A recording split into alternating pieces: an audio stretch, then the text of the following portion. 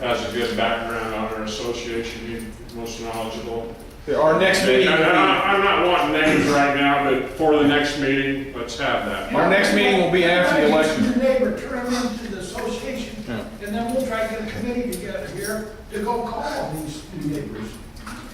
I tell you what, if we have time tonight after this meeting, that'll be the first committee that we form, is our welcoming committee, because like Tim said, we've already got 3 or 4 addresses. You've got a new neighbor right next to you. Yeah, that's what she was just saying. But And we've got one catty corner from us also. Or Jesse Right, used to there's live. no Yeah. business. yeah, Right, well, they have don't know just who that moved is in, yet. what, the last.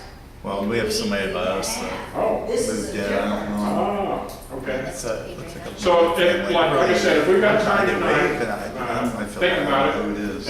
and then we'll ask for volunteers. Takes time to get- And see how many volunteers we got. We've got a couple of teams, or we'll take turns, alternate, whatever, and we'll get that done. Another big event, now we had a well-known resident Yeah. that lived very close to Nelson and Peggy Dyer. Van Buren of Van Buren Painting died suddenly. He was probably 55. 55, Yeah. just like that. Maybe we shovel the Yeah, the girl from my Well, I house. guess I heard No, later. I was talking to his wife and his daughter last week. They happened to come into Walgreens when I was there on Friday, and I was talking with them, and they said it was unrelated to shoveling snow. Which I thought maybe it would have been related too, but they said it wasn't. It just happened, so I don't know. They are dead. Yeah. That's what I heard. Now, another big thing that happened was the city had their annual neighborhood association workshop. And you can see on your notes that from what I recollected and the booklet that I took home, they had 3 different rooms going at the same time. And so you kind of chose which subject topic you wanted to learn more about and attend that for 40, 45 minutes. And then they take a break, 10-minute break, and go to another one. So the one I went to, Steve Lane talked about graffiti removal, okay? And the main thing about that is that if it's on private property, it's up to the owner to remove. Now that being said, if the owner is, if they're elderly, handicapped, whatever, there's a team from this Citizens Police Academy Alumni Association that have volunteered to help these people and remove that graffiti for them from their houses, garages, sheds, whatever. And this number here is the number to call for that, to get in contact with that team. We haven't had a big problem with that out here. I tell you what, Gage, all this brush being cut down has really eliminated, I think, a lot of that graffiti on this other vacant building next Well, and door. our main reason for doing that was because when we're broken into, like, we think that people maybe had possibly took advantage of that. So we think this helps us, discourage that kind of activity. Absolutely. So that's why we moved it. So no more. We're glad you did that. What about people that rent? It's up to the owner, The owner. right? Okay. And Landlord. in some cases, the owner may not live in the Right. local area. Absolutely. Is that, We had a- still need to get a hold of this team, or do they have to coordinate with the owner, or? By the owner, Okay. the landlord. So somebody has to contact them, right? Tell them that they got an issue. Right. There's a house on the end of Knollcrest in Eastview. And there's a poor family that lives there. And I noticed that their property was getting kind of disheveled, and even seeing somebody took a spray can just went like that. I mean, they didn't try to make drawings or nothing like that. They just painted on it. And so that would be up to the owner of that house, not the tenant, to get that removed. Yes, Mary? Do you or does the association have access to a master list of who owns property in Holiday Hills? I As of, I'm gonna say 2 years ago, we did.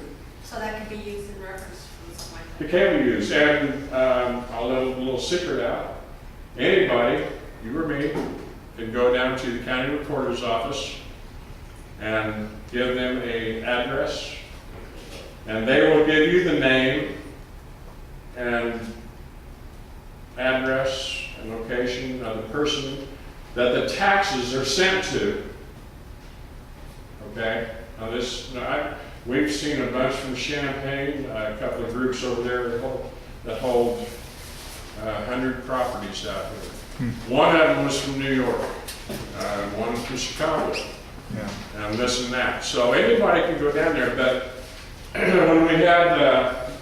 when Marilyn first joined, that's what she did for me and for us. She spent days down at the county recorder's office getting the property tax receiver. I guess that doesn't always mean the owner, but Might go to a lawyer. in the majority of cases, that's who the owner is. Right. And we had a nice list from that, of just about every property out here. Another thing Steve talked about was really minor issues, streetlights. American does not go around looking for burnout streetlights. If you see one, I've done this before, you call American, you can give a location of the streetlight, address as close as possible.